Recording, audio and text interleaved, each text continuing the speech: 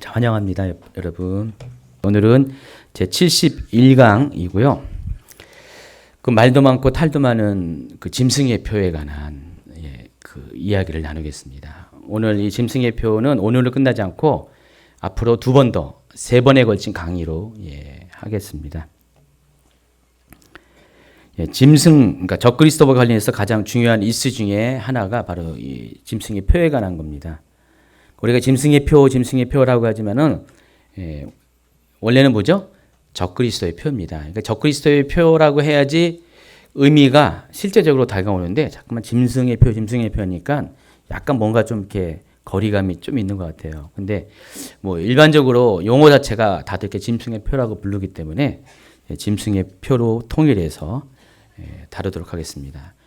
적그리스도와 관련된 가장 중요한 이슈 중에 하나가 짐승의 표이고요. 또 이 짐승의 표와 관련돼서 가장 첨예한 논쟁이 또 베리칩 논쟁입니다. 짐승의 표와 베리칩이 어떤 관계가 있는가? 정말 베리칩은 짐승의 표인가? 이것에 대해서 많은 논쟁이 있습니다. 그래서 이번 세 번에 걸친 강의 가운데 이 부분을 안 다룰 수가 없겠죠. 그래서 오늘은 짐승의 표에 관한, 성경에 말하는 짐승의 표에 관한 이야기만 다룰 것이고요. 다음 주에는 베리칩에 관한 것만 다룰 겁니다. 정말 베리칩이 짐승의 표와 어떤 관련이 있는가. 그리고 세 번째 시간에는 짐승의 표와 베리칩을 다룬 것을 가지고 과연 이것이 정말 베리칩이 짐승의 표인가 아닌가. 이런 부분을 결론을 맺도록 하겠습니다. 자, 근데 이 질문에 대한 거, 오늘 이 논점에 관한 것은 성경을 어떻게 보냐에 따라서, 계시록을 어떻게 보냐에 따라서 결과가 확 달라요. 이것은 문자적으로 보는 입장과 상징적인 보는 입장이 다르기 때문에 문자적으로 보는 입장은 당연히 베리칩을 가리켜서 짐승의 표라고 이야기하는 분들이 많을 수밖에 없고요. 이것을 상징적으로 푸는 분들은, 계시록을 상징적으로 푸는 분은 당연히 짐승의 표와 베리칩은 무관한 것이에요. 그렇게 봅니다. 또 이것은 구원론과도 연관되어 있어요. 구원론이 여러분 이제 구원론도 많이 설왕설래 말이 많잖아요. 그렇게 아는 것이 전통적인 장로교단에서 이렇게 말하는 한 번 구원은 영원한 구원이다. 예정론에 의해서 그런 생각과 어떤 관점에서 이렇게 바라보는 분의 입장에서는 짐승의 베리칩은 짐승의 표가 아니에요. 왜냐하면은 하나님께서 이미 우리에게 구원을 허락하셨고 보증하셨는데 짐승의 표를 만약에 베리칩이 짐승의 표라면은 그것을 받냐 안 받냐에 따라서 구원이 결정되는 것은 그분들이 주장하는 이 구원론의 가장 기초가 흔들리기 때문에 허락할 수 없는 거죠. 그래서 구원은 한 번 구원은 영원한 구원이라고 생각하는 분들에게서는 베리칩은 짐승의 표가 아니에요. 그러니까 짐승의 표는 상징이기 때문에 베리칩이 짐승의 표일 가능성이 없다는 겁니다. 그러나 구원은 우리가 이루어가는 것이다. 한 번 구원이 영원한 것이 아니라 구원은 이루어가는 것이라는 그 알미늄주의의 입장에 서 있는 분들은 이 베리칩을 바라보는 관점이 또 다를 수밖에 없어요. 그러니까 짐승의 표가 상징이 아닐 수가 있다는 것이죠. 그래서 이 종말론은 구원론과 실은 종이 앞뒤면의 차이입니다. 같은 어떤 연관이 있어요. 그래서 구원론에 따라서 종말론이 결정이 돼요. 그러니까 여러분이 이제 이 부분에 대해서 좀 이렇게 입장을 이해하고 있으면은 왜 서로가 말이 다른가, 같은 얘기를 서로 정반대로 이야기하는가가 좀 이해가 돼요. 그래서 저는 양쪽의 입장과 어떤 관점을 다 알기 때문에 뭐 이게 옳다 저게 옳다 그런 소리 안 해요. 저는 그냥 제가 생각하고 판단하는 기준으로 전 얘기하고 뭐 이것이 뭐 잘못됐으니까 이건 이단이다 이건 아니다 이런 소리를 절대 안 하고요. 해서도 안 되죠. 그러니까 서로 관점이 다른 거예요. 관점이 다른기 때문에 여러분들도 혹시 이런 것 때문에 서로 이렇게 뭐 입장이 달라가지고 싸우시는 분이 있을 수가 있어요. 절대로 싸우지 마세요. 그러니까 종말론 갖고 싸우는 건 굉장히 어리석은 거예요. 뭐 환란전 휴거설과 뭐 중간휴게소 환란전 휴거설 때만 막 서로 싸우는 분이 있더라고요. 카페 같은 데 보면은 서로 이것 때문에 입장 때문에 서로 이렇게 논쟁을 벌이는데 싸울 필요가 없어요. 어차피 성경에는 어느 한쪽도 100% 지지하는 그런 근거가 있는 건 아니기 때문에 좀 달라요. 그래서 여러분이 그것 때문에 절대로 싸우지 말고 그렇다 하면서 상대방의 입장들을 그냥 이해해 주고요. 여러분대로 믿는 대로 성경에 여러분이 깨달은 그대로 그냥 여러분의 입장을 가지시기 바랍니다. 그래서 현재 이 한국 이 일부 보수 교단에서는요, 이 배립칩을 짐승의 표라고 하는 분들에 대해서 이미 몇 개 교단은 이단 내지는 경계할 집단 이런 식으로 판정을 내렸습니다. 그래서 예장합동 같은 경우는 재작년에 그 98회 총회에서 666과 배리칩을 그러니까 짐승의 표와 배리칩을 동일한 것으로 연관짓는 것에 대해서 이것은 성경적이지 않다. 그래서 배격해야 된다. 그러니까 이단이라고 딱 100% 말한 것도 아니에요. 100% 말한 것도 아니지만 자주간 거의 이단시 하는 입장을 취하고 있습니다. 예수교에 대한 장로교의 합동축은 굉장히 한국에서 제일 큰 교단 중에 하나잖아요. 일단은 그쪽 교단에서는 이 베리칩 논쟁에 관해서 결론을 내린 거예요. 베리칩은 짐승의 표가 아니다. 그래서 이것을 짐승의 표라고 말하고 주장하는 분들은 비성경적인 그런 이야기를 하는 거기 때문에 주의해야 된다. 차원이 아니라 배격해야 된다. 그러니까 이단이라고만 말하지 않지 거의 이단시 했습니다. 왜 그러죠? 합동축 입장에서는 짐승의 표가 상징이기 때문에 짐승의 표를 상징으로 보기 때문에 베리칩은 실제적인 존재하는 것이 아닐 수밖에 없죠. 전혀 상관이 없는 거기 때문에 그렇게 입장을 취하고요. 또 예수교 장로교 중에서 합신이라고 있습니다. 장로교 측에서도 적지 않은 교단인데 이 교단은 작년 총회에서 여기를 아예 이단이라고 결정을 해버렸죠. 그러니까 배립칩과 짐승의 표를 같이 이야기하는 사람들은 이단으로 규정했고요. 또 미국의 한인 예수교 장로교 총회에서도 비슷한 결정을 했습니다. 한번 여기 보면은 장로교단의 입장이 뭔지가 극명하게 드러나죠. 한번 그 파란색으로 된 거 세 번째 단락 읽어볼까요? 우리의 구원은 오직 예수 그리스도를 구세주로 믿음으로 주어지는 것이고 한 번 구원 얻은 사람은 결코 구원을 빼앗길 수 없다. 배리칩을 받으면 구원을 놓치기 때문에 받으면 안 된다고 주장하는 것은 극소수 극단주의적 종말론자들의 비상식적인 발상이므로 배리칩이 예수 그리스도의 구속의 은혜를 좌우할 수는 없다. 구원은 오직 예수 그리스도를 구세주로 믿음으로 이루어진 것이므로 이런 주장을 하는 사람들은 경계하고 교류하지 마시기 바란다. 이렇게 결의를 했어요.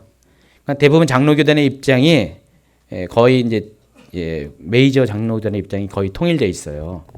통일되어 있기 때문에 장로교단 쪽, 특별히 이제 예정론을 이렇게 주장하는 그런 구원론을 갖고 있는 교단 쪽에서는 종말론의 입장에서 이 계시록을 거의 다 상징으로 보기 때문에 이 배리칩은 짐승의 표가 아니다. 그렇게 결정을 하고 이 배리칩을 짐승의 표라고 이야기하는 분들을 이단 내지는 이단시 하고 있다는 것을 아시기 바랍니다. 혹시 여러분 지금 나는 그동안 배리칩이 짐승의 표라고 얘기한 분 계시죠? 한번 흔들어 볼까요? 이단입니다. 이분들의 관점에 의하면 여러분 다 이단이에요. 이단 많으시네. 그냥 일정 논리가 그렇다는 거고요. 또 반대로 배리칩이 짐승의 표가 맞다고 주장하는 사람들은 짐승의 표를 받으면 구원받지 못한다고, 지옥 간다고 주장합니다. 지금도 이렇게 앞뒤로 이렇게 1인 시 그 문구 놓고 다니는 분 계시나요? 아직도? 요즘은 뜸하지 않고 아직도 이렇게. 옛날에 그런 분 만났다고, 친했다고요? 그래서 이제 그렇게 또 주장하는 분들은 자주간 굉장히 또 거기도 강경하세요. 배리칩은 짐승의 표다. 이거 받으면 구원을 잃게 된다. 지옥 간다. 서로 이게 아주 팽팽한 대립을 하고 있습니다. 그래서 한쪽은 베리치가 관련해서 이단이라고 규정하고 한쪽은 지옥 간다고 지금 서로 지금 칼로 상대방을 찌르고 막 상처 입는 그런 형국이라는 것입니다. 그래서 뭐 강단에서 이 짐승의 표 베리칩 이야기한다는 것 자체가 굉장히 부담스러울 수밖에 없어요.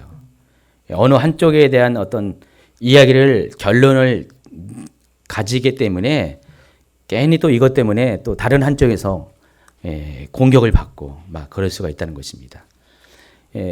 인터넷에 아주 유명한 목사님들 중에서 어느 목사님은 딴 건 다 좋은데 베리칩을 상징으로 얘기했다고 또 이렇게 존경을 하던 사람들한테 갑자기 또 완전히 돌팔매질을 맞고 계신 분도 계시고 딴 건 다 좋아하는데 베리칩과 관련돼 가지고 그 목사님이 베리칩을 상징이라고 얘기하니까 막 뭐 그럴 줄 몰랐다고 하면서 우리를 배신했다고 하면서 막 공격도 하시고 막 그 교회 가지 말라고 막 하면서 그 교회 가면 다 지옥 간다고 막 그런 분도 계시고 막 그래요. 여러분은 그러지 마세요. 이거 갖고 논쟁할 것도 아니고 논쟁을 하더라도 이거 갖고 뭐 서로 이렇게 정죄하고 비난하고 절대 그러지 마시기 바랍니다. 근데 이 논쟁을 잘 살펴보면은 허점이 있다는 걸 알 수가 있어요. 그러니까 베리칩이 짐승의 표라고 주장하는 분도 그렇고, 베리칩이 짐승의 표가 아니라고 주장하는 분도 그렇고, 다 뭐가 문제냐면 기초가 부실해요. 신학적인 기초가 부실하는 게 아니라 베리칩의 정보에 대한 기초가 굉장히 부실해요. 그러니까 베리칩을 잘못 알고 있어요. 그러니까 왜곡된 정보를 가지고 그 정보를 가지고 논쟁을 하다 보니까 그런 결과가 나온 거죠. 그러니까 베리칩에 대한 정확한 정보를 갖고 있으면은 그렇게까지 싸울 일이 아니었는데, 그러니까 베리칩에 대해서 아주 극단적인 정보를 갖고 있어요. 양쪽 다 똑같아요. 한마디로 연구를 안 한 거예요. 연구를 제대로 하면은 그런 소리 안 할 텐데, 연구를 제대로 안 하고 남이 한 말만 듣고 전해 들은 말만 듣고 그것이 마치 진실인 것처럼 이야기함으로써 그걸 가지고 서로 찬반 논쟁을 벌이는 경우가 거의 90% 이상이에요. 여러분 베리칩과 관련해서 빼놓을 수 없는 인물이 있죠. 누군가요? 베리칩이 잘 모르시나요? 칼로 들어가는 이분도 칼인데 칼로 들어가는 이름이 있는데 칼 샌더스 박사라는 분이 있죠. 이분이 이제 베리칩 논쟁에 불을 당긴 분이에요. 몇 년 전에. 이분의 이야기를 듣고 그냥 여러 목사님들이 이것을 그냥 점화를 시켜가지고요. 막 논쟁이 시작된 건데, 이 칼 샌더스라는 사람이 자기가 오래전부터 미국 그 정부의 후원하에 꽤 많은 그런 전문 이렇게 인력을 총괄해가지고 이 베리칩 개발을 했다고 하면서 이 베리칩이 이러한 기능이 있다고 아주 설명을 잘했어요. 근데 문제는 이 칼 샌더스라는 사람이 가짜라는 거. 나중에 다음 주에 얘기할 겁니다. 이 칼 샌더스라는 사람이 처음부터 베리칩과 상관이 전혀 없는 사람이에요. 박사도 아니고요. 그리고 베리칩을 개발한 사람도 아니고 당연히 한마디로 사기꾼이에요. 사기꾼. 결론을 말하면 사기꾼입니다. 근데 그 사람이 말한 내용들이 굉장히 허무맹랑한 이야기들이 많이 포함되어 있는데 그럼에도 불구하고 그것을 다 100% 받아들였어요. 교회가 받아들였어요. 그러니까 베리칩이 짐승의 표라고 말한 사람도 받아들이고 또 반대하는 사람도 그 정보를 그대로 가져가서, 그러니까 좀 극단적인 이야기들이 많으니까, 합리적이지 못한 얘기가 많으니까 당연히 이슈화될 수밖에 없는 그런 제재들이 많이 생긴 거예요. 소재들이 많이 생긴 겁니다. 그래서 칼 샌더스라는 사람 자체가 잘못된, 그 사람의 주장을 가지고 서로 논쟁을 벌이는 것 자체도 실은 당연히 잘못된 만남, 잘못된 출발이라는 것입니다. 그래서 이 베리칩 정보가 많이 왜곡돼 있어요.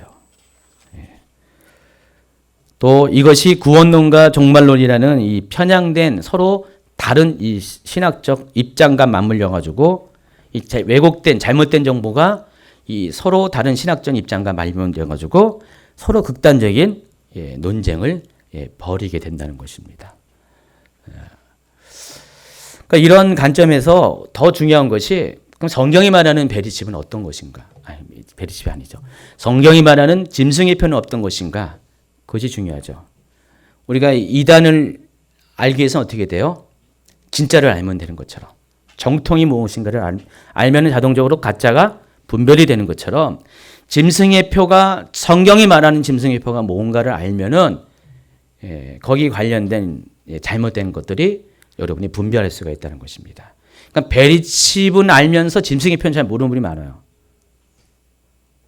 베리칩은 남들이 아주 먹기 편하게 잘 이렇게 호기심 있게 막 얘기해 주니까 그거는 쏙쏙 들어와요. 근데 이 성경을 이거 보니까 계시록 13장을 읽어보니까 여기 짐승의 표에 대해서 연구를 이제 하기가 힘들잖아요. 여러분이 어렵게 느껴지니까. 그러니까 정확한 이 성경적인 의미를 몰라요. 짐승의 표에 대한.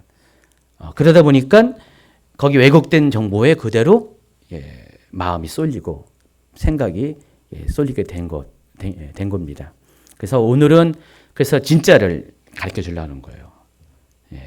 위조 지폐 분별법. 뭐죠? 진짜 지폐를 많이 이렇게 경험하고 많이 그것을 이렇게 연구하면은 위조 지폐는 뭐 이렇게 바로 눈에 띄는 거죠. 그래서 오늘 성경에서 말하는 짐승의 표가 과연 뭘까? 그것에 대해서 이야기를 하겠습니다. 짐승에 대한 표에 대한 최초의 성경 기록은 계시록 13장에 나와 있습니다. 16절, 18절. 한번 읽어볼까요? 그가 모든 자, 곧 작은 자나 큰 자나 부자나 가난한 자나 자유인이나 종들에게 그 오른손이나 이마에 표를 받게 하고 누구든지 이 표를 가진 자 외에는 매매를 못하게 하니 이 표는 곧 짐승의 이름이나 그 이름의 수라. 지혜가 여기 있으니 청명한 자는 그 짐승의 수를 세어보라. 그것은 사람의 수니 그의 수는 666이니라. 요 안에 짐승의 표에 대한 정체가 거의 대부분이 들어가 있습니다. 자, 짐승의 표는 크게 두 가지의 의미가 있는데 첫 번째는 여러분이 잘 알고 있는 게 짐승의 표는 뒤에 17절에 나오는 그것을 근거로 해서 짐승의 표는 매매권이다. 경제 활동을 할 수 있는 일종의 증명서이다. 그렇게 보는 입장입니다. 여러분 이제 마지막 때가 되면은요, 이제 점점 통제 사회가 되어 갈 거예요. 그래서 뭐 이렇게 경찰 국가, 뭐 이런 정치적으로는 경찰 국가. 그래서 이 통제 사회가 되게 되면은 모든 것들이 어떤 중앙 권력에 의해서 허락되는 것만 허락되고요. 허락되지 않는 것들은 허락이 안 돼요. 그러니까 자유가 점점점 없어지는 시대가 옵니다. 특히 적그리스도의 정부가 완전히 세상을 장악하게 되면은 이 세상은 적그리스도와 적그리스도를 반대하는 둘 중에 하나의 선택밖에 없어요. 중간지대가 없어지게 돼 있어요. 그러니까 그 시대가 오면은 이 세상은 완전히 감시당하고 통제되는 시대로 바뀔 거예요. 근데 이 이야기는 이미 오래전 뭐 소설이나 영화 같은 데서 이미 간접적으로 다들 이렇게 이런 것들에 대해서 예측을 하고 있어요. 그리고 현대 문명, 현재 발달되고 이게 상업화되고 있고 또 이렇게 적용되고 있는 여러 가지 이 감시 시스템의 그런 자원들을 보면은 그런 시대는 정말 성큼 다가왔다는 것들을 알 수가 있습니다. 아마 제가 보기에는 20, 30년 안에는 전 세계 인구를 전 세계 사람들이 하는 모든 행동에 대해서 완전한 감시가 가능한 그 시대가 도래하게 될 거예요. 더 빨라질 수도 있죠. 지금 뭐 우리가 예측보다 훨씬 빠르게 이 기계 문명들, 과학 문명들이 많이 발전하고 있다 보니까 아마 그 시대가 더 빨리 돌아올 수도 있어요. 그때 이 짐승의 표는 매매를 통제하는 수단으로 사용된다는 것입니다. 이 짐승의 표가 없으면은 이 증명이 없으면은 우리가 경제 활동을 할 수가 없어요. 지금 여러분 저도 요즘 현금 많이 안 쓰더라고요. 보니까 쓰는 비중이 저희는 실은 포인트 때문에 카드를 쓰는 경우가 있어요. 뭔가 이렇게 좀 할인 혜택 때문에. 근데 그렇게 여러분도 많이 그러잖아요. 일부러 무슨 어떤 혜택 때문에. 근데 한차 쓰다 보면은 굳이 현금이 없어도 요즘은 뭐 불편한 게 거의 없어요. 택시를 타더라도 한 3,000원 나와도 신용카드로 하고요. 어디 식당 가서 현금 없이 못 먹는 데가 없잖아요. 다 신용카드만 있으면 먹을 수 있고요. 어딜 가든지 제가 보기에는 거의 90% 이상의 매매하는 장소에서 현금 없는 그런 곳이 거의 대부분이에요. 요즘 시장도 현금으로 하죠. 요즘은 여기 노점상도 아니에요. 현금이 아니라 신용카드로 하죠. 노점상도 신용카드로 받더라고요. 웬만한데. 다 받는데요. 그래서 신용카드가 거의 지금 모든 것의 한 90% 이상은 이미 기반이 다 이렇게 준비되어 있는데 이게 어느 날 100%가 되는 시대가 올 수가 있다는 것입니다.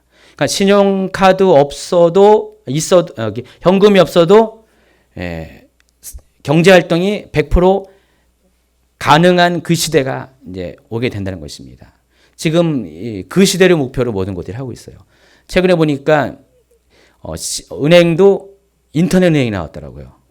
아세요? 일반 창구가 없는 인터넷으로만 이게 운영되는 은행이 있어요. 그럼 인터넷 은행이라는 것은 뭐예요? 현금이 필요 없다는 것이죠. 가상에서 모든 것들이 은행 시스템이 다 돌아가는 시대가 온다는 것입니다. 요즘 뭐 비트코인이라는 것도 나오고요. 뭐 아주 갖가지 다양한 시도들이 지금 이루어지고 있어요. 그러나 이것이 결국으로 가면은 최종적으로 가면은 100% 완전히 현금 없는 사회 그리고 신용으로만 운영되는 그런 사회가 100%의 완전한 신용 사회가 도래하게 된다는 것입니다. 자, 그때가 되면 어떤 문제가 생길 것 같아요, 여러분? 지금도 우리가 신용이 없으면 어떻게 돼요? 경제 활동이 많이 위축되잖아요. 막 어떤 우리 중에 뭐 파산하고 뭐 그런 분들 있잖아요. 가지고 그런 분들은 뭐 뭘 만들래도 못 만들잖아요. 카드도 못 만들고 아무것도 못 만들잖아요. 굉장히 불편하잖아요. 불편한데 그때가 되면은 그런 거하고 달리 모든 것들이 현금이 없이 돌아가는 그 사회가 오면은 신용이 없으면은 경제 활동이 불가능한 시대가 온답니다. 근데 그 신용을 누구한테 받냐? 지금 여러분 자신이 신용인데 그때가 되면 신용을 주는 게 누군 것 같아요? 여러분 자신이 아니에요. 세계를 통제하는 컨트롤 타워에서 센터에서 여러분이 신용을 주는 거죠. 부과하는 거죠. 그래서 적그리스도의 정부가 들었을 때 신용을 부과할 수 있는 시스템이 이제 완전히 그들에 의해서 장악이 되면은 여러분은 아무리 개인적인 신용이 있든 말든 간에 상관없습니다. 그때는 그 사람들이 신용을 허락하지 않으면은 여러분 경제 활동을 못 하죠. 뭐 하나 살라 그래도 거기서 결제를 하려고 하는데 삑 하고 막았으면 결제가 안 되잖아요. 쌀도 사 먹을 수 없고 뭐 아무것도 택시도 탈 수 없고 인터넷 거래도 아무것도 못 하는 거예요. 신용이 허락되지 않았기 때문에. 그때는 이미 돈이 없는, 현금이 있어도 사용할 수 없는 시대가 돼버리니까. 그럼 어떻게 해요? 완전히 여러분은 둘 중 하나 택하는 거죠. 적그리스도의 체제 안에 내가 순복하냐? 아니면은 그냥 어디 무슨 무인도 같은 데서 살아야 되냐? 뭐 둘 중에 하나죠. 그런 시대가 오게 된다는 것입니다. 한 2, 30년 후면 이거 충분히 아마 가능할 거예요. 더 빨리 이 시기가 다가올 수가 있다는 것입니다. 그래서 우리가 보통 이 짐승의 표와 관련돼서 이 구절을 가지고 그런 것들을 충분히 예측이 가능하기 때문에 짐승의 표는 매매를 통제하는 수단이 될 것이다. 보통 우리가 이렇게 알고 있어요. 여러분들 이렇게 알고 있었죠? 자, 그런데 실은 이거보다 더 중요한 게 하나가 있어요. 뭐냐면은 이 짐승의 표는 소유권이에요. 예.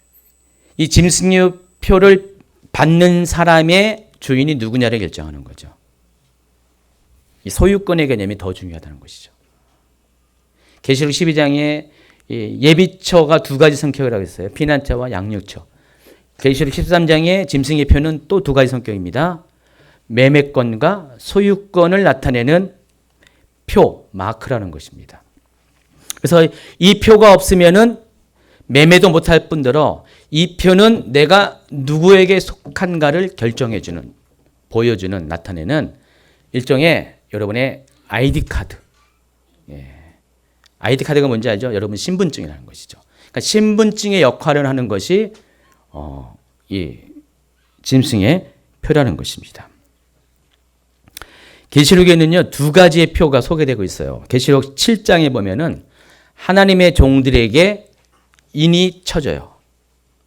여기서 인은 영어로 인은 하나님의 seal of God. seal이 뭐죠? 도장을 말하는 거죠. 도장. 예, 도장입니다. 계시 7장에 보면 하나님께서 이 계시 7장이 어떤 장면이냐면은 7 인의 재앙이 막 진행되고 있을 때 6번째 인의 재앙까지 다 완성이 되고 이제 7번째 인이 떼어지기 바로 직전을 말하는 것이에요. 그때 하나님께서 하나님의 종들에게 이마에다가 도장을 찍어주는 거예요. 넌 내 거. 네, 그거예요. 넌 내 거라고 도장을 찍는 겁니다. 그래서 이 하나님의 인이 치어지면 어떻게 됩니까? 심판을 행하는 자가 이 인 맞은 자는 건들지 않아요. 마치 여러분 6월절 어린 양을 잡아서 문지방에다가 피를 바를 때 죽음의 사자가 패스오버 한 것처럼 유월한 것처럼 마지막 때에도 하나님이 하나님의 종들에게 어떤 모든 전 지구적인 재앙이 닥칠 때 그 이후에 닥칠 재앙은 7번째 인이 떼어지면서 7 나팔 재앙이 시작될 건데 그 나팔 재앙을 피할 수 있는 그 나팔 재앙이 그 사람에게 입맞은 백성에게는 패스오버 할 수 있는 그런 증명서가 그때 사람들의 하나님의 종들의 이마에 찍어진다는 겁니다. 그러니까 도장이 찍어지는 그런 때가 온다는 것입니다. 정말 하나님이 이렇게 도장을 찍는 것인지 이것도 이제 상징으로 풀 수 있고 문자적으로 풀 수가 있어요.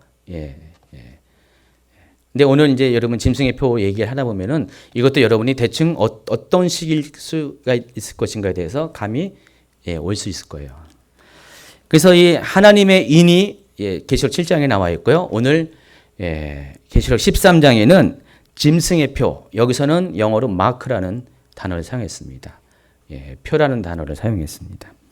근데 이 짐승의 표는 이 사람이 누구 거? 아까 하나님에는 이 맞은 사람들은 하나님의 것, 넌 내 거하고 하나님이 찍은 거고 짐승의 표는 적그리스도가 이것은 표를 찍는 건데 적그리스도가 뭐라고요? 너는 내 거, 적그리스도 거, 사단 거, 마귀에 속한 사람, 그것을 찍는 그런 행위고 그런 증거라는 것입니다. 이해하시겠죠? 우리가 매매권도 중요하지만 이것이 굉장히 더 중요한 거예요.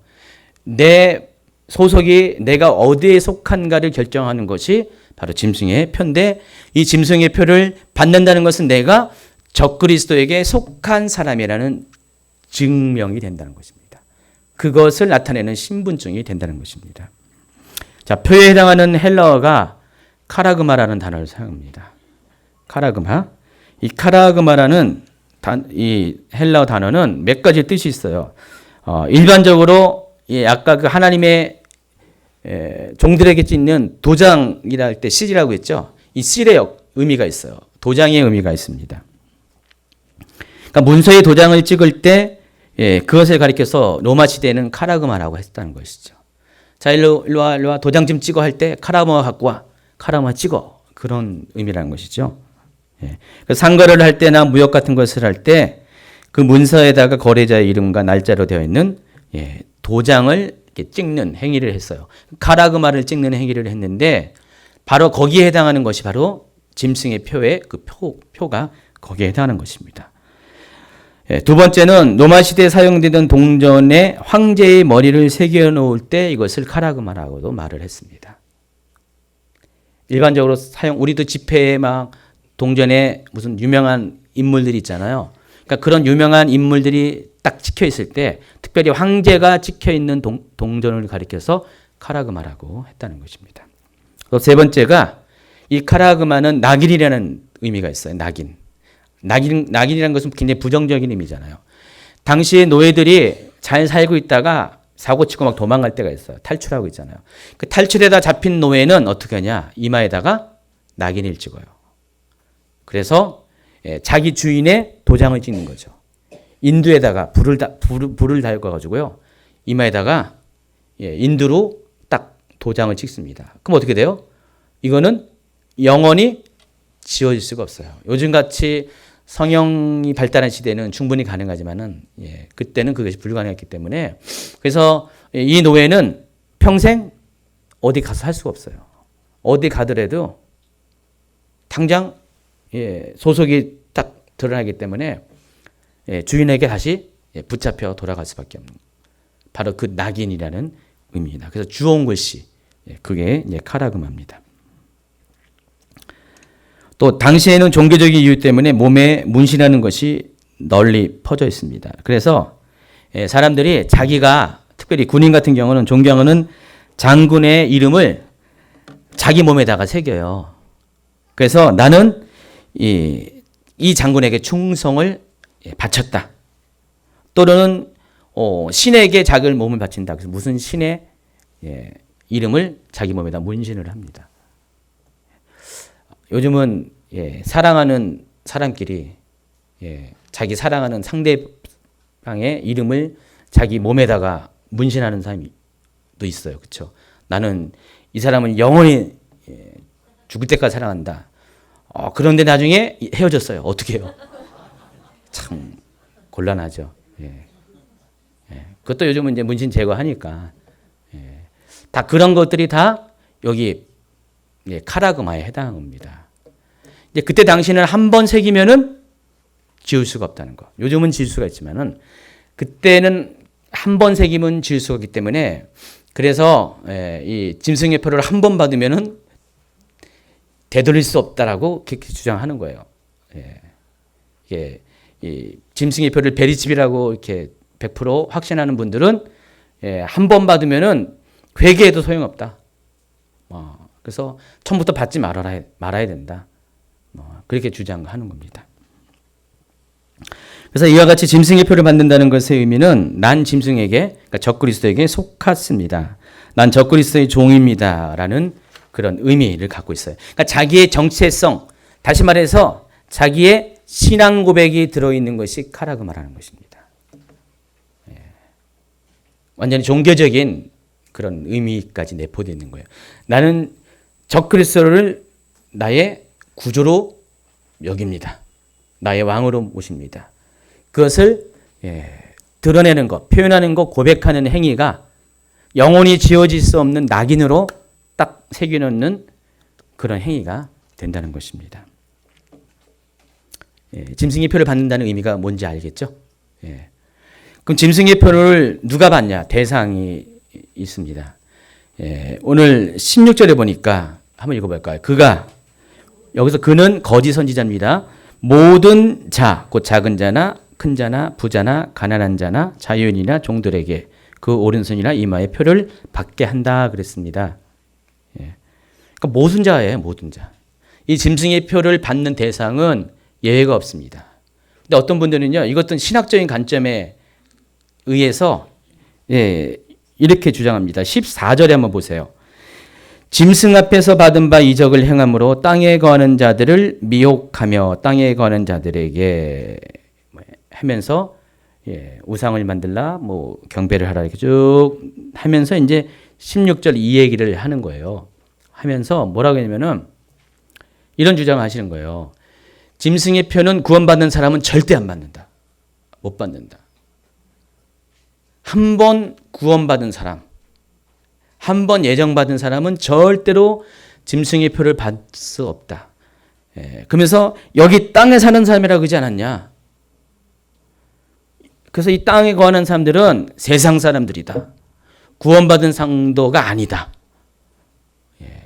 그렇게 분리를 합니다. 분리를 해가지고. 근데 여기 이 문맥으로 보나 이것을 이렇게 그 내용으로 봐도 이거는 그런 의도를 가지고 이렇게 말한 게 아니라 그냥 일반적인 이 땅에 호흡하는 모든 사람을 말하는 거예요. 어떤 구분이 있는 것이 아니라 그냥 이 땅에 존재한다는 그 자체로 인해서 이렇게 거짓 선지자에 의해서 짐승의 표를 받게 될 날이 오게 된다. 그 얘기를 하는 거거든요. 근데 이것을 땅에 거하는 자들에게 맞는 것이 하늘에 속한 구원받은 성도들에게는 절대로 그런 일이 있을 수가 없다. 그렇게 주장하는 분도 있습니다. 물론 환란전 휴거설이 맞다면은 그렇게 이해도 가요. 왜냐하면 환란전 휴거설은 어떻게 되죠? 한번 구원받은 성도들은 다 휴거 받아야 되잖아요. 환란이 오기 전에. 그러니까 구원 받았기 때문에 하나님 구원받는 성도들에게 환란을 주지 않기 때문에 그래서 환란이 오기 전에 7년이 이르기 전에 모든 구원받는 성도들은 100%다 휴거를 받아야 돼요. 그런 입장에 있는 분에게는 당연히 휴거를 다 받고 나니까 남는 사람은 뭐예요? 믿지 아니한 사람들이잖아요. 그러니까 당연히 뭐 땅에 속한 자들이 세상 사람들하고 뭐 말이 맞을 수가 있죠. 근데 그것을 전제로 할 때 그렇게 이제 논리가 가능하죠. 그러나 성경은 환란 가운데 성도가 받는 고난에 대해서도 많이 근거되는 성경들이 많이 있어요. 많이 있기 때문에 여기 있는 땅에 거하는 자들을 믿지 아니하는 사람들이라고 말하는 것은 좀 잘못된 해석이라는 것입니다. 그러니까 여기는 말 그대로 모든 자예요. 모든 자. 그 사람이 큰 자나 작은 자냐, 그 사람이 가난한 자냐 부자냐, 그 사람이 자유인이나 종이냐, 그 사람이 믿는 자냐 믿지 아니하는 자냐, 모든 사람에게 이 짐승의 표를 받을 수밖에 없는 환경이 이르는 날이 오게 된다는 것입니다. 이왕이면 그 전에 여러분 휴거 받으세요. 이럴 때는 아주 그냥 다들 아주 은혜가 넘치게 아멘 아멘 하시는 거죠. 42개월 동안 후 3년 반의 기간 동안에 적그리스도의 통치 방식이 어떠한 것에 대해서 이미 앞선 강의 가운데 설명을 하면서 두 명을 소개했어요.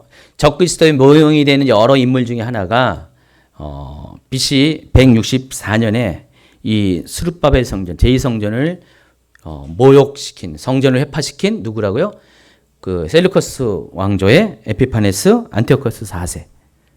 이 사람은 3년 동안을 성전을 완전히 회파시켰습니다. 그래서 유대인들이 가장 싫어하는 것들만 골라서 했어요. 근데 이 사람이 이렇게 행한 이유가 있다고 그랬죠? 이스라엘 강의 들으신 분들 생각나시죠? 뭐 생각이 안 나요? 이 사람이 이 셀루커스 왕조를 유지하기 위한 하나의 방식이었어요. 나중에 로마 제국 시대에 이 거대한 제국을 하나로 통일시키기 위해서는 뭐 정치 종교나 뭐 어떤 문화로도 다 안 되니까 황제를 숭배하는 것, 황제를 중심으로 제국이 하나 되는 방식을 택한 것처럼 이때도 비슷한 관점에서, 왜냐면은 이 알렉산더 제국의 후예 중에서 가장 광대한 영토를 메소포타미아 전 지역과 이 팔레스틴 지역까지 다 장악하고 있었기 때문에 프톨레미 왕조보다 훨씬 거대했거든요. 그렇기 때문에 그들도 그 방식을 택한 것뿐이에요. 그래서 일부러 종교를 탄압한 거예요. 앞서 프톨레미 왕조는 유대교에 대해서 굉장히 우호적이었고요. 이 안티오코스, 이 셀루코스 왕조도 프톨레미 왕조를 몰아낸 후에 한 일정 기간은 똑같이 오히려 더 프톨레미 왕조보다 더더욱 유대교에 대해서 우호적으로 했었어요. 그런데 왕이 바뀌면서 갑자기 상황이 정반대 상황으로 갔다는 것이죠. 근데 그 이유가 바로 그것 때문에 그랬어요. 예. 정치적인 이유 때문에. 그래서 그들의 특징은 자신에 대한 숭배를 강요했어요. 황제에 대한 숭배를 통치자에 대한 숭배를 강요했고, 다 억압되고 강압되고 또 감시하는 그런 사회로 이렇게 만들었습니다. 예. 이와 마찬가지로 마지막 때의 적그리스도의 세계 단일 정부도 똑같아요. 예. 자신을 우상화하는 떠받치는 거짓 선지자의 왕성한 활동에 의해서 적그리스도는 신이 되어버립니다. 숭배받을 자가 되어버립니다. 그래서 앞선 모든 제국들은 마지막 적그리스도의 왕국을 위한 일종의 연습게임이었어요. 사탄의 연습게임. 준비작업, 데이터 만드는 그런 작업이었고, 예, 이 3년 6개월 동안에 적그리스도의 왕국은 이전에 했던 어떤 제국보다 더 강력하게 독재와 억압과 폭력과 강압 정치, 그런 국가를 건설하게 된다는 것입니다. 그런 상황 가운데 이 짐승의 표가 그 사회를 통제시키는 데서 굉장히 중요한 역할을 한다는 것입니다. 자, 그런데 짐승의 표는요, 강제로 받는 것이 아니에요. 여러분 강제로 받는 것을 알고 있죠? 무조건 길 가다가 잡히면은 일로 와, 받아. 아닙니다. 여기 보니까 짐승의 표는 선택이에요. 정황을 보니까 짐승의 표는 선택입니다. 그러니까 내가 안 받겠다면 안 받을 수가 있는 거예요. 대신 어떻게 됩니까? 죽어야죠. 선택이에요. 죽을래, 받을래. 그거예요. 무조건 강제로 의사에 반해서 짐승의 표를 받는 것이 아니라 짐승의 표를 받는 것은 내가 결정하는 겁니다. 자신의 의지에 받는 것입니다. 그러니까 16절에서 이 받다라고라는 동사 있죠. 다시 읽어볼까요? 그 오른손이나 이마의 표를 받게 한다 그랬는데 이 단어 자체가 문법적으로 능동태라고 기록이 되어 있습니다. 그러니까 수동태가 아니라 능동태. 내가 스스로 받는 거예요. 그래서 짐승의 표는 자기의 의지의 결단에 의해서 받게 되는 것입니다. 그래서 이 선택은 내가 했기 때문에 이 선택에 대한 책임도 내가 져야 되죠. 나중에 하나님 앞에 서게 될 때 내가 선택한 거기 때문에 내가 책임을 져야 돼요. 이해하시겠죠? 하나님은 그냥 나는 전혀 받을 의사가 없는데 짐승에게 속한 사람이라고 신앙 고백을 안 하고 있는데 어쩔 수 없이 받았어요.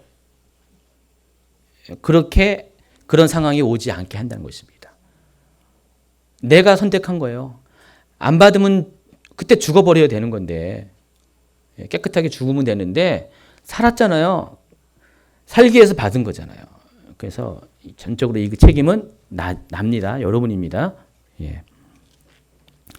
또 짐승의 표에는 어떤 내용이 들어가는가? 여기까지 잘 이해되겠습니까? 어렵지 않죠? 예. 뭐 지루하지 않죠? 근데 지루한 표정을 하고 있는 사람은 누굽니까?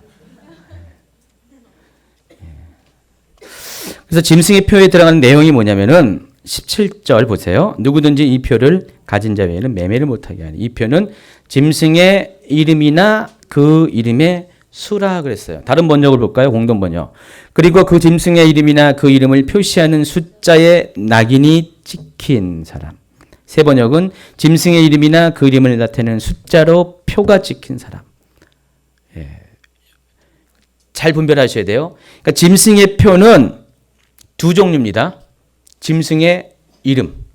그러니까 이 사람이 짐승에게 속한 사람이라는 그 신분증을 나타내는 그 방식, 신분증의 방식이 뭐라고요? 짐승의 이름을 적는 거예요. 신분증에. 그러니까 짐승의 이름이 뭐예요? 적그리스도 누구누구겠죠. 적그리스도 니콜라스. 아니 이거는 저기 영화에 나오는 그 적그리스도가 이름이 니콜라스예요. 그 레프트 비하인드에 나오는 유엔 사무총장. 그래서 적그리스도 니콜라스. 아마 세계 정부 수반 대통령 니콜라스 이런 식으로 나오겠죠. 그 이름을 신분증에 쓰거나 아니면 그 이름을 의미하는 이름의 숫자값. 헬라어는요. 그 알파벳마다 우리나라는 안 그렇지만 한글은 안 그렇지만 헬라어는 알파벳마다 숫자가 있어요. 그러니까 1, 2, 3, 4라고 우리는 쓰고 있는데 하나, 둘, 셋 그렇게 쓰고 있는데 거기는 알파벳 숫자가 숫자라는 것이죠. 숫자 값이 있어요. 제가 실렸다가 알파벳 숫자표를 딱 실었는데 페이지가 좀 짝수로 맞춰야 되기 때문에 뺐어요. 그래서 이 숫자 값에 맞춰서 사람의 이름에 숫자가 다 넘버링이 된다는 것이죠. 그러니까 그런 개념에서 그 니콜라스라는 만약에 사람이 적그리스도다. 짐승이 이름이다. 니콜라스라는 것이.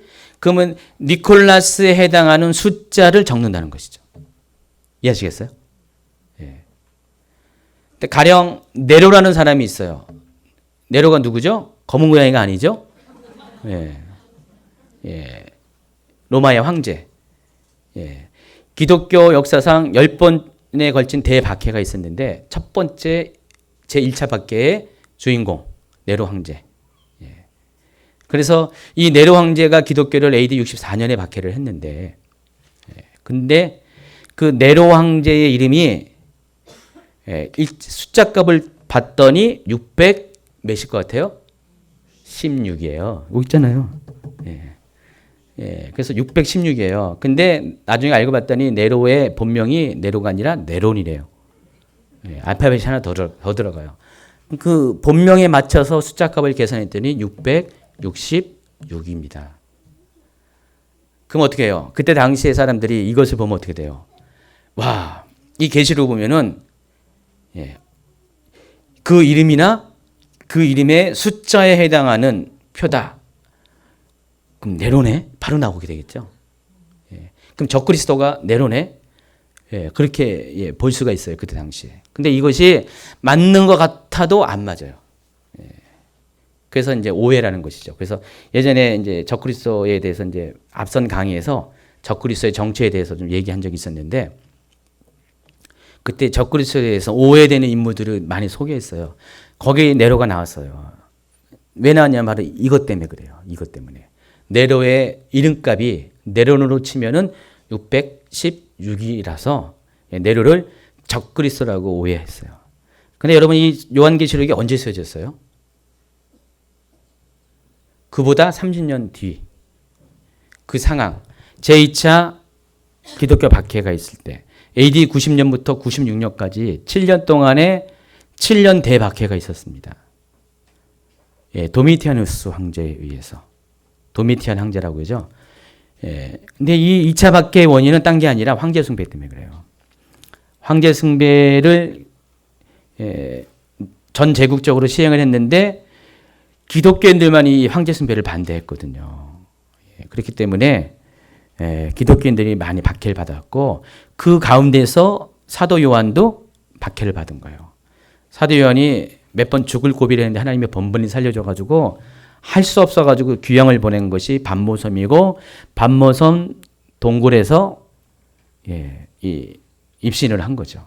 거기서 하늘나라를 보고 들어가서 입신한 상태에서 본 것들을 기록한 것이 계시록입니다. 그래서 그때 당시에 도미티아누스 황제가 적그리스도면 이해가 되죠. 근데 굳이 30년 전에 네로를 끄집어내 가지고 그를 요한계시록은요.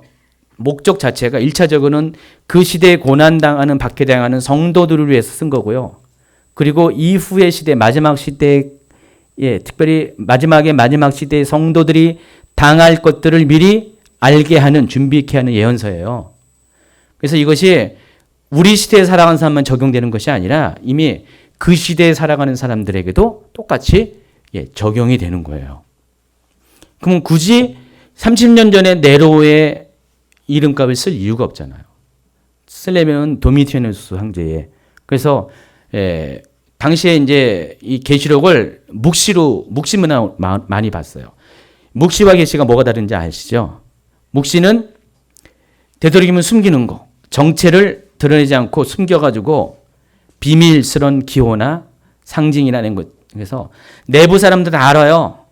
서로 다 아는데 외부 사람들은 모르는 게, 자기들은, 우리 아는 사람들은 다 알아가지고 킥킥대고 웃는데 외부 사람들은 뭐야 하면서 모르는, 예, 일부러 모르게 해야 돼요. 왜냐면은 정체가 드러나면 어떻게 돼요? 핍박을 받으니까. 그래서 여러분께 이 중간기 시대에 쓰여진 많은 외경들이 묵시문학에 속해요. 예, 그런 형태로 쓰여졌어요. 묵시문학을 여러분 알기 위해서는 조선시대에 쓰였던 그 고대 소설 중에 묵시문학이 있죠. 홍길동전 같은 거, 사시남정기 같은 거. 그때 당시에 그런 정치를 풍자한 거죠. 묘사한 거죠. 그러니까 백성들은 알아요. 다 이게 뭔 말인지. 뭘, 예, 여기에 풍자한 것이 다 알아요. 근데 반대로 계시는 뭐예요? 정반대입니다. 숨겨진 것을 드러낸 거예요. 많은 사람들이 알게 하는 것이죠. 이 요한계시록은, 예, 영어로 리빌레이션이라고 하잖아요. 드러내는 것이에요. 예, 그래서 계시에 해당하는 것이 묵시가 아닙니다. 근데 많은 분들이 요한계시록을 묵시 문학으로 보는 분들이 많이 있어요. 그리고 요한계시록의 목적 자체가 1세기 때 고난당하는 성도들을 위해서 쓴 것으로 아예 한정이 되고, 이것은 미래 역사와 상관이 없다. 마지막 때의 역사와 상관이 없다고 보는 분들이 많이 있죠. 적지 않이 있죠. 예. 그래서 이 요한계시록 자체가 계시 문학이기 때문에, 계시를 목적으로, 그러니까 마지막 때 일어난 일을 목적으로 했기 때문에 이 짐승의 이름이나 그 이름의 숫자 값은 그때 당시의 상황과 인물을 이야기하는 것이 아니라는 것입니다. 마지막에 이렇게 찾아올, 마지막에 만나게 될, 예, 그 마지막에 적그리스도에 대한 이야기라는 것입니다. 쭉 넘겨보세요. 예. 또 988페이지 보시면은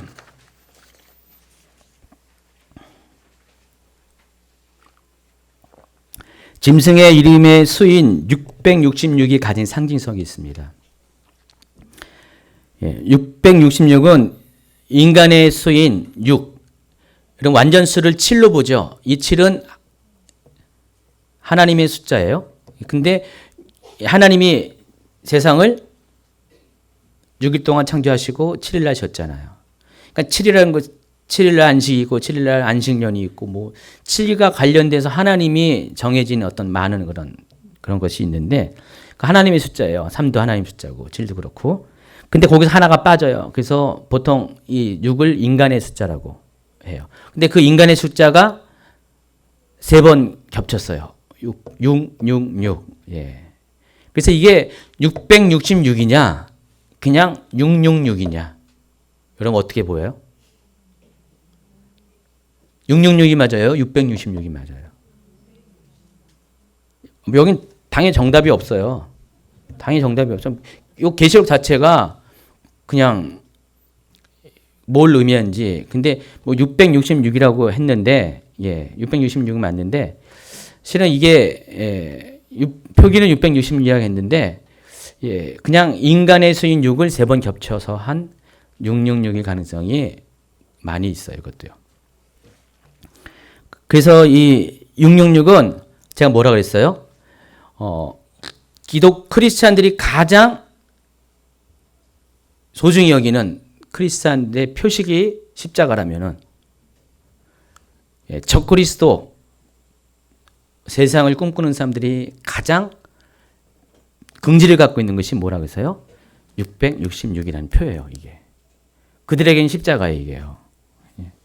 그래서 신세계 질서를 설명하면서 제가 이 신세계 질서의 결국 초점은 뭘 원하는 거냐면 새로운 세계를, 질서를 개편하는 거죠.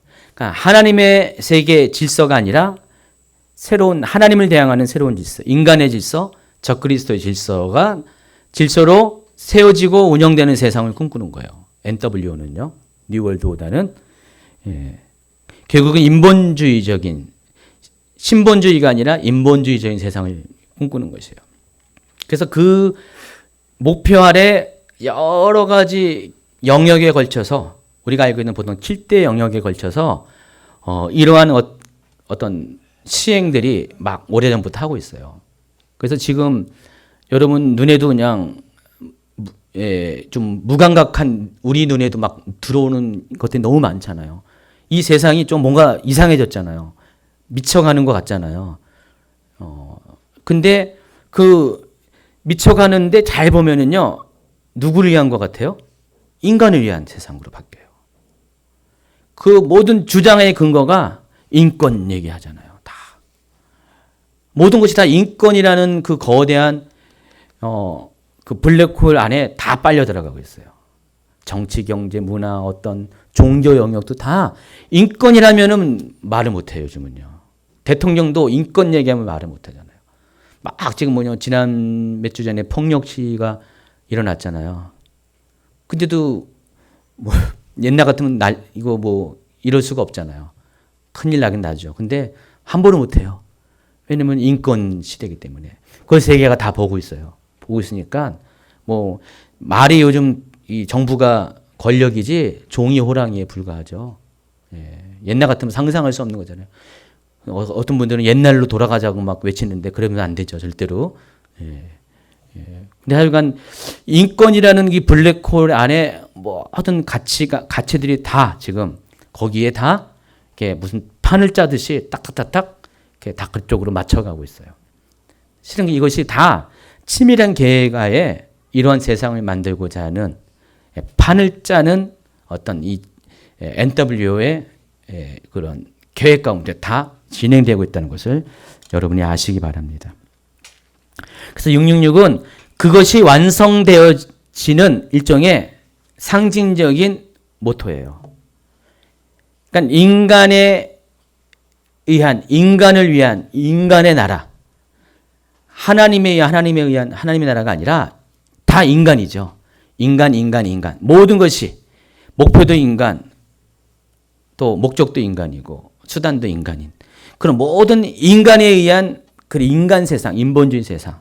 실은 이것이 바로 바벨탑을 꿈꿨던 니므롯이 원했던 그 고대 바벨론 제국의 목표이기도 하죠. 그런 세상을 꿈꾸는 사람들에게 있어서 666은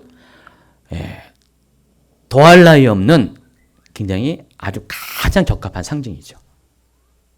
그래서 이 666을 그들은 되게 좋아해요. 그래서 뭔 일 있으면 다 십자가를 우리가 이렇게 달고 다닌 것처럼 666을 몸에다가 막 드러내고 싶어요. 그런 것들이 굉장히 많이 있어요. 이런 영화 보셨어요? 네, 파크 애비뉴. 666 파크 애비뉴. 이게 이제 애비뉴가 저기잖아요. 스트릿이라는 스트릿 거리죠. 비슷한 의미예요. 애비뉴가. 스트릿이라는 의미인데 파크 거리 666 파크 거리, 공원 거리 그런 것이죠. 이게 미국의 드라마예요. 근데 해필이면 많은 숫자가 있는데 666 거리 굳이 이런 것을 해야 될까요? 혹시 미드 보신 분 계세요? 이런 거? 아마 거기에는 이런 어떤 요소들이 뭔가가 다 이렇게 아예 작가가 제작자들이 다 이런 것들을 염두에서 한 거죠. 그래서 이 사람들은 일루미나티 쪽 사람들이 확률이 거의 99.99%일 거예요. 또 보세요. 책도 이름도 뭐라고 써 있어요?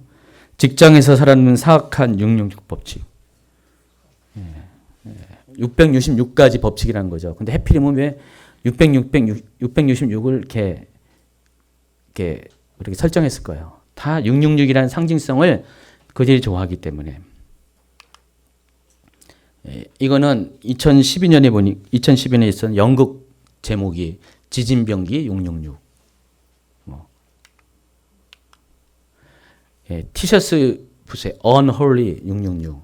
거룩하지 않은 666. 요즘 같으면 완전히 옛날 같으면 이런 거 안 쓰는데 요즘은 아주 대놓고 모자에도요. 여러분 저런 모자 쓴 사람이 있었죠. 뭐가 뭔지도 모르고 썼을 거예요.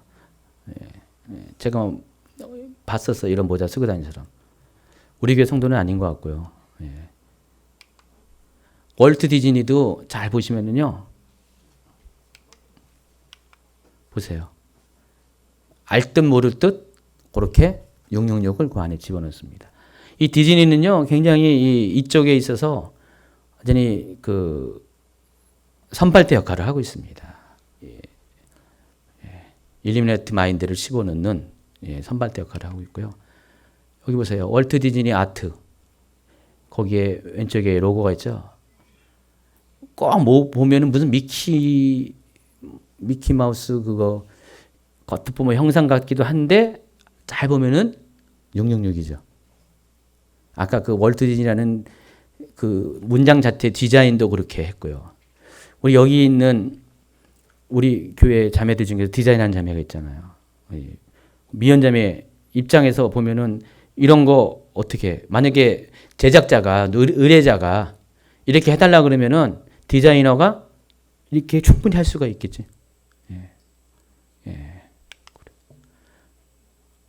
이런 문신 봤죠? 야구 선수도 이런 문신 많이 하고 다니는 것 같은데. 뭐 추신수 뭐 이런 사람들 정확하게 못 봤어요. 근데 이건 비슷한 문신 봤어요. 나중에 한번 보세요, 한번. 그러니까 뭣도 모르고 하는 거예요, 이렇게요. 이게 지금 666을 지금 안쪽으로 3개 겹친 거예요. 여자들 이렇게 문신. 아마 이분들은 뭐가 뭔지도 모르고 멋있어 보여서 하는 건데 일부러 알고 하는 사람도 많을 것 같아요. 이마에다가 이렇게. 이거는 최근에 무슨 유튜브 동영상에 나온 건데 이건 지난주에 보여준 거. 60회 유엔 총회 때 일부러 6을 도드라지게 표시했잖아요. 여기는 빌딩 이름이 666. 그리고 이거는 아저씨 록펠러 빌딩의 꼭대기에 붙어 있는 간판이 666 빌딩. 이런 식으로. 더 찾아보면 많이 있겠죠. 자, 이런 식으로 이 666이 갖고 있는 상징성이 있다는 것입니다. 666은 어떤 상징이라고요? 적그리스도를 의미하는 상징이에요. 마치 크리스찬에게 있어서 십자가 갖고 있는 그 상징의 그런 의미에 비슷한 거죠. 자, 짐승의 표의 실제성 989페이지 보세요. 2000년 전의 로마 시대 상황 가운데 이 기록된 적그리스도의 이름이나 적그리스도 이름값에 해당하는 것이 과연 오늘날 어떤 의미가 있는가? 이것을 정말 문자 그대로 이해해야 되는가? 상징으로 이해해야 되는가? 우리가 좀 고민을 할 필요가 있는데 한 가지 분명한 것은 이 짐승의 표에 들어가는 내용은 적그리스도의 왕국에 속한 시민임을 인정하는 증명을 담은 것이 되어야 되는 것입니다. 그러니까 짐승의 표에는 반드시 뭐가 들어가야 된다고요?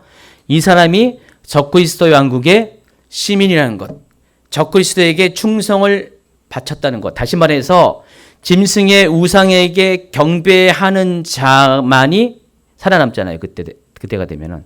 그러니까 경배를 했다는 그런 표식을 담은 어떤 내용들이 여기 들어가야 된다는 것입니다. 그러니까 짐승의 표는 그것이 어떤 모습일지 몰라도 실제적으로 그런 내용들이 반영된 뭔가가 그때 준비가 된다는 것입니다. 그러니까 계시록이 쓰여질 당시에는 새로 달군 낙인을 사용해 가지고요. 이것이 절대로 변개할 수 없는 카라그마가 됐다 그랬어요. 근데 마지막 때는 새로 달군 낙인은 필요가 없어요. 의미가 없어요. 왜냐하면 그것을 복구할 수 있는, 변조할 수 있는 기술이 이미 있기 때문에.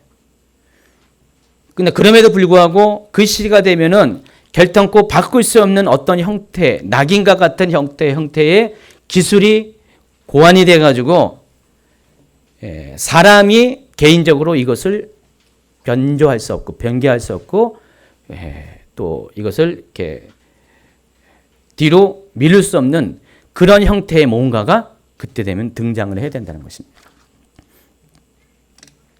그럼 그게 뭐여야 될 것 같아요, 여러분?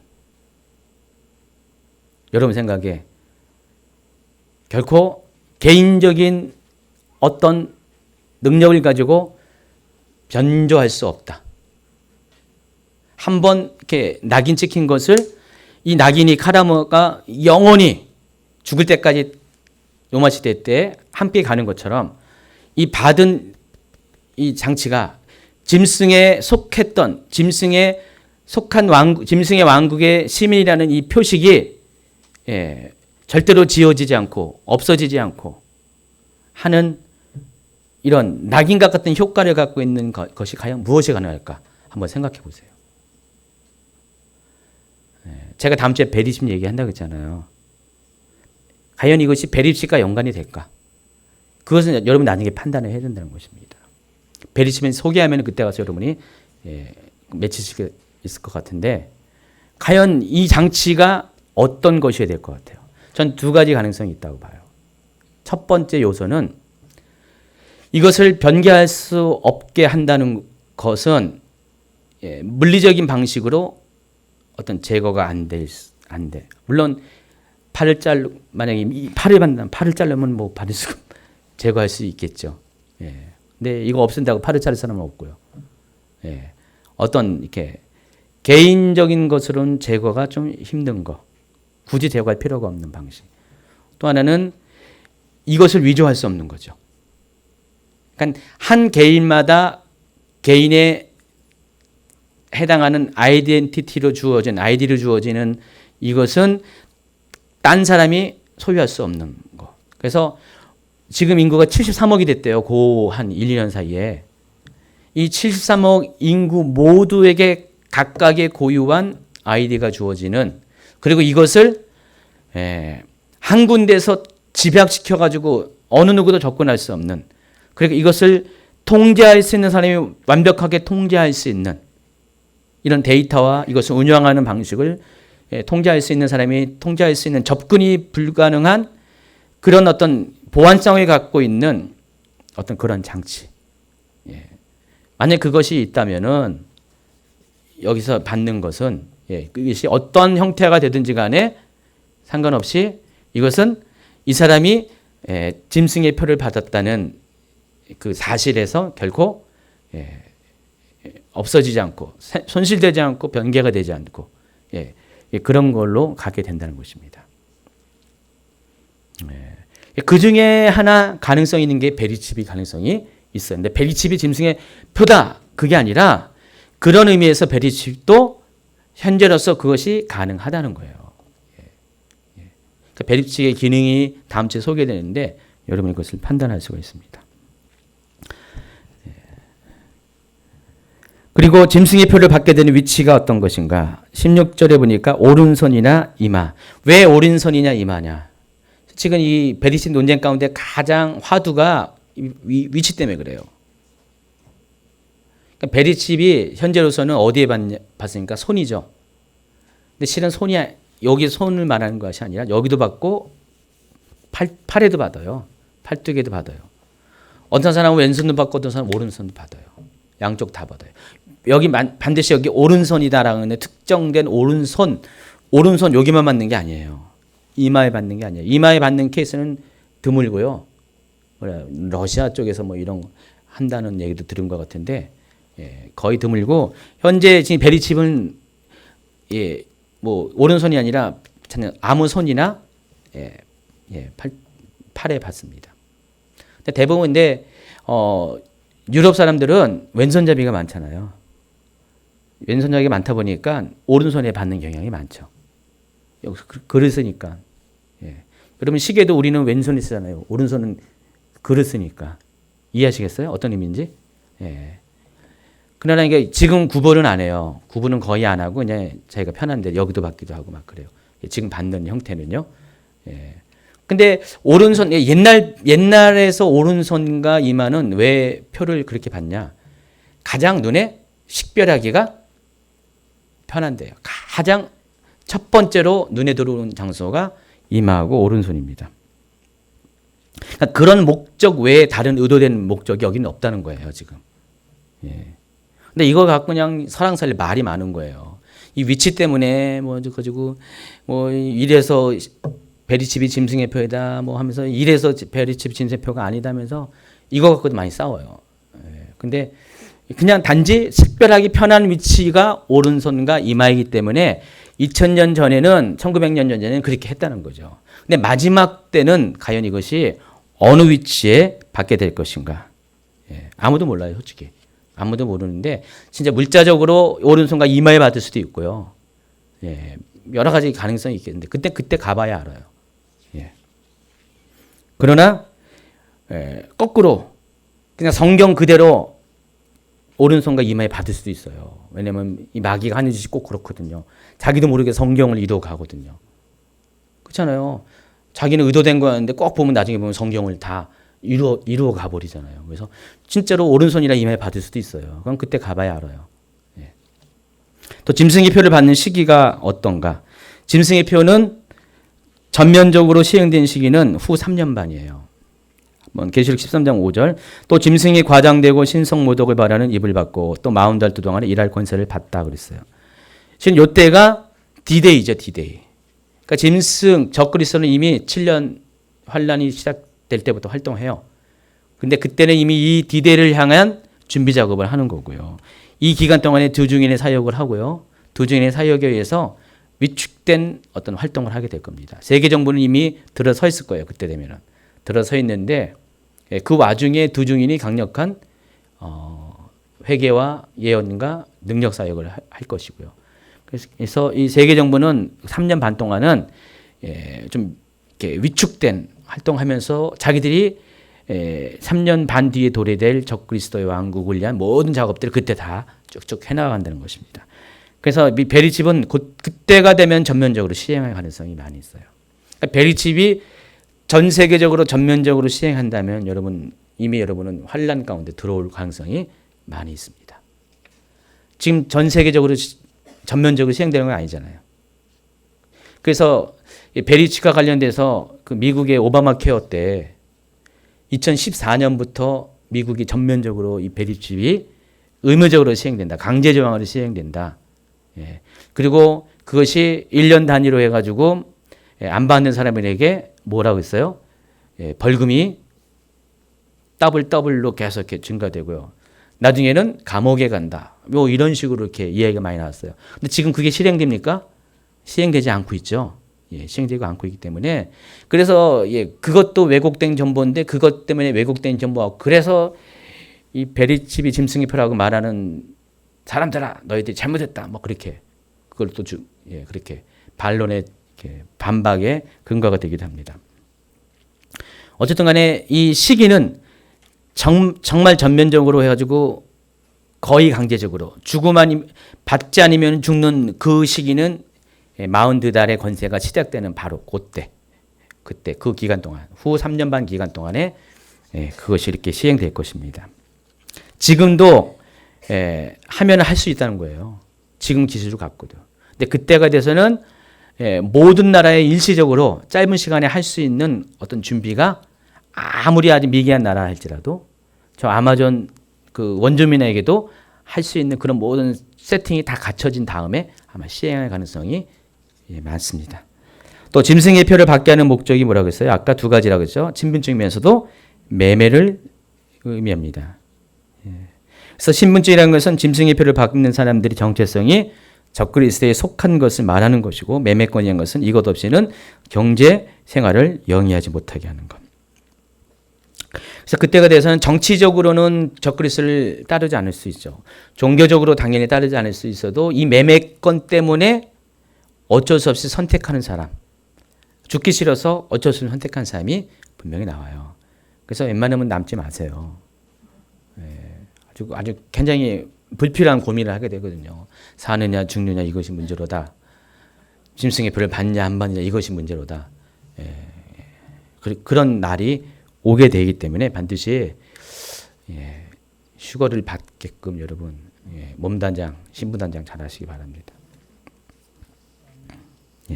짐승의 표를 받게 될 때의 결과 다 제가 얘기하는 다 성경이 얘기하는 거예요. 지금 계시록 16장에도 보세요. 또 내가 들으니 성전에서 큰 음성이 나서 일곱 천사에게 말하되 너희는 가서 하나님의 진노의 일곱 대접을 땅에 쏟으라 하더라. 첫째 천사가 가서 그 대접을 땅에 쏟음에 짐승의 표를 받은 사람들과 우상에게 경배하는 자들에게 악하고 독한 종기가 나더라. 일곱 대접 심판은요 후 3년 반 기간 동안에 일어나는데 이렇게 7년 4년의 막바지에 일어나게 될 거예요. 이 대접 심판은 말 그대로 대접 심판입니다. 심판이에요. 그러니까 인은 일곱이는 징조를 나타내는 것이고요. 일곱 나팔은 경고예요. 경고. 가지고 일곱 마지막 나팔이 불게 되면 경고가 끝나고 휴거가 일어나는 거예요. 그리고 나서 일곱 번째 나팔이 불려진 다음에 일곱 대접 재앙이 이제 순차적으로 진행이 되는데 이것은 징조와 경고를 지나서 이제는 심판이에요. 전면적인 심판입니다. 그 첫 번째 심판이 누구를 대상으로 한다고 했어요? 여기요? 짐승의 표를 받은 사람. 예, 아시겠죠?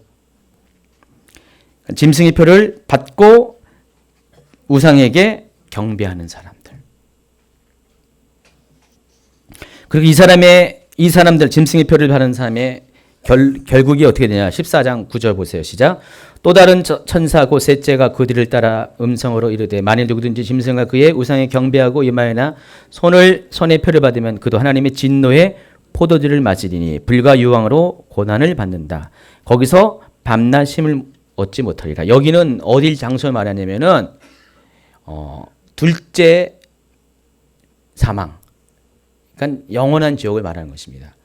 우리가 이제 나중에 지옥에 대해서 이제 계시록 하면서 얘기할 거예요. 지옥에 관한 이야기인데 지옥은 두 단계의 지옥을 있습니다. 무슨 지옥이 무슨 두 단계입니까? 천국도 두 단계입니다.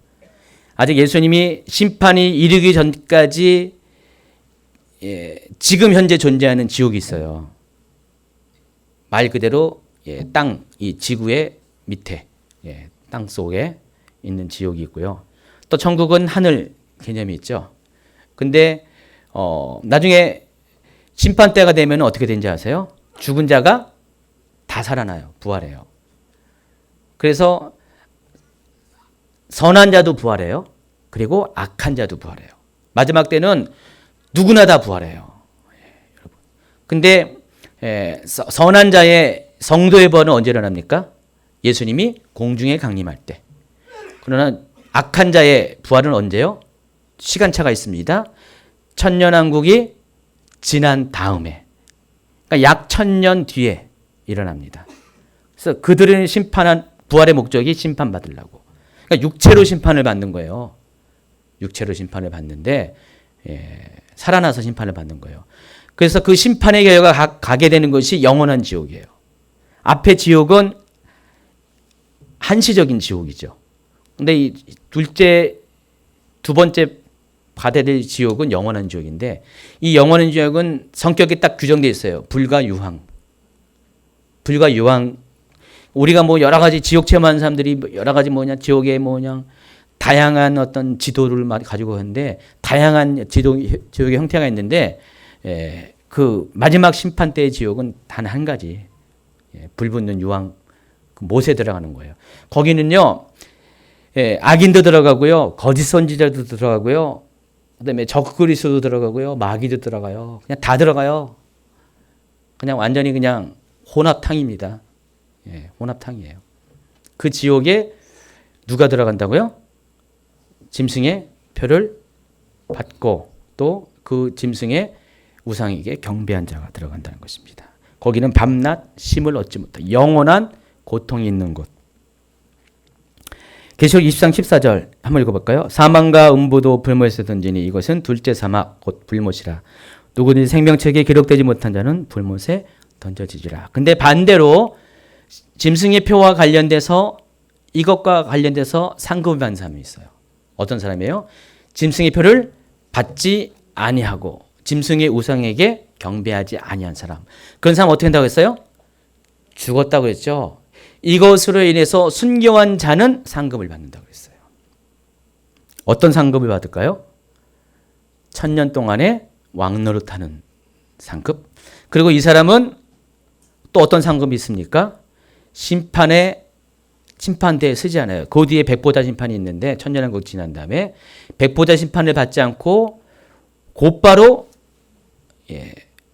영원한 천국으로 직행하는 그런 사람이죠. 천년왕국의 성격에 대해서 나중에 또 얘기해요. 천년왕국도 두 종류의 사람이 있습니다. 일반 평민이 있고요. 왕노릇하는 사람, 왕권을 가진 사람이 있는데 그 왕권을 가진 사람은 누구라면은 바로 여기에서 짐승의 표를 받지 않아서 그것 때문에 순교한 사람을 말하는 것입니다. 다 했어요. 오늘 얘기를 쭉 보시면 여러분 이게 이제 짐승의 표에 관한 성경에서 언급한 내용들의 거의 대부분입니다. 알고 있었던 내용입니까? 처음 들었어요? 처음 들었다고 처음 들은 분 계세요? 예. 옛날부터 알고 있었습니다. 뭐예요? 여러분 의사 표현이 약한데 아마 처음 들은 분도 계실 거예요. 가지고 뭔 말인지 이해도 못하는 분이 있을 수 있는데 앞으로 계속해서 반복적으로 막 이런 얘기를 하니까 그때 가서는 더 이렇게 복습하면서 견고해질 건데 중요한 것은요. 이 짐승의 표는 나중에 그것이 베리집이 될지 뭐가 될지 모르지만은 그러나 그 짐승의 표가 갖고 있는 상징성은 분명히 있어요. 이것은 인간의 수고, 인간의 완전 수고, 바로 적그리스도의 왕국을 지향하는 사람들이 정말 사랑하는 그들에 있어서는 어떤 표식과 같은 거예요. 그런 상징이에요. 그러나 짐승의 표는 그런 상징과 더불어서 실제성을 갖고 있어요. 그것이 뭐가 될지 모르지만은 이 짐승의 표는 나중에 적그리스도에 속한 사람을 나타내는 신분증과 아이디 카드와 같은 것이에요.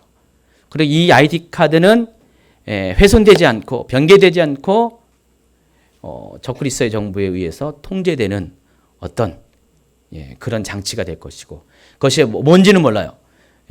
그때 가봐야 알아요. 그리고 또 한 가지는 이것을 통해서 적그리스도는 매매를 통제하기 때문에 이것으로 인해 사람들이 생존을 위해서는 받거나 아니면 죽음을 택하거나 둘 중에 하나를 택할 수밖에 없는 그래서 이 짐승의 표는 강제로 주입받는 것이 아니라 내가 선택해요.